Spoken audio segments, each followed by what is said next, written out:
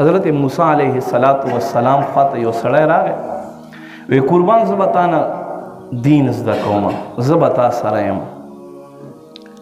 تاریخ ابن عساکر لیکلی دی، وی صحیح ده، ما سره راځه. ورسره شو، څه وخت یې تېر کړو، څه وخت بعد وایي قربان که تا خوښوي زه به خپلې علاقې ته لاړ شم. وایي لاړ شه. بیا به وایي زه راشم. وایي صحیح ده لاړ شه. سړی لاړو، ډېر وخت تېر شو خو رانغی. دی څه وایي، دی چې کوم ځای کې کښېني، ما حضرت موسی علیه السلام نه دا اورېدلي، ما حضرت موسی علیه السلام نه دا اورېدلي. نو چونکې د موسی علیه السلام امتیان دي، خلک وایي چې دا د موسی علیه السلام ډېر نږدې کس دی، نو دې له وجې نه هر سړی قدر کوي، څوک نظرانې ورکوي، څوک څه ورکوي، څوک څه ورکوي.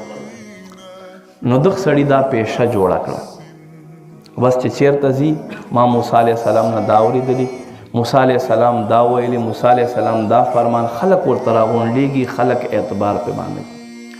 زمونږ هم ډېر شی په معاشره کې د قرآن په نوم باندې، د مدرسې په نوم باندې، د جومات په نوم باندې خلک په سپینو جامو کې، په سپینو ګیرو کې لوټ مار کوي. خدا یاد ساتئ، دا وقف مال دی، او وقف مال چې دی دا په مثل د یتیم مال وي، او یتیم مال نه تاسو خبر یې چې څنګه به تپوس کېږي، الله به د ذرې ذرې تپوس کوي.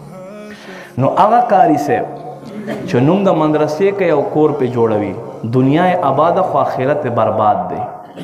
هغه قاري صاحب چې دی مقصد دا د دنیا آسایش علی نوم د مدرسې، نوم د دین کوي، دنیا مقصد دا ده چې خکړه خو خپل آخرت خوار کړي. راشه واوره، تاریخ ابن عساکر لیکلی، بس دی لګیا دی هر ځای کې، بس خلک پیسې ورکوي، نظرانې ورکوي چې یار دا خو د موسی علیه السلام پیروکار دی او ډېر دینداره سړی دی.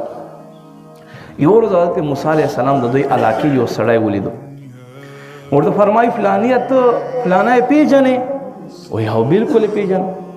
یا خو ما سره ډېر یو وخت پورې پاته شو، اوس ما ته وایي چې زه به راځم خو بیا رانغی. نو هغه په غاړه کې یو پړی و، او هغه پړي پورې یو سوی راځوړند کړی و. سوی خو پیژنې که نه، خرګوش، هغه یې راځوړند کړی و. هغه وایي ای الله نبی موسی علیه السلام، ما تا چا کم ملګری و هغه نه الله رب کریم دغه سوی جوړ کړی چې زما په لاس کې وي. حضرت موسی علیه السلام باندې الله وحی نازله کړه. عرض که یا ربه دا ولې؟ دا خو ما سره ګرځېدو، دین یې زده کولو. الله رب کریم ورته فرمایي ځکه مې سوی ته جوړ کړو چې د زما دین چې دی هغه د معاش ذریعه جوړه کړه، زما په نوم باندې او د ستا په نوم باندې به پیسې راغونډولې، بس ما دی په دنیا کې د سوی په شکل کې بدل کړ. نو هغه خلک چې کم خلک دین په نوم باندې ځان جوړوي،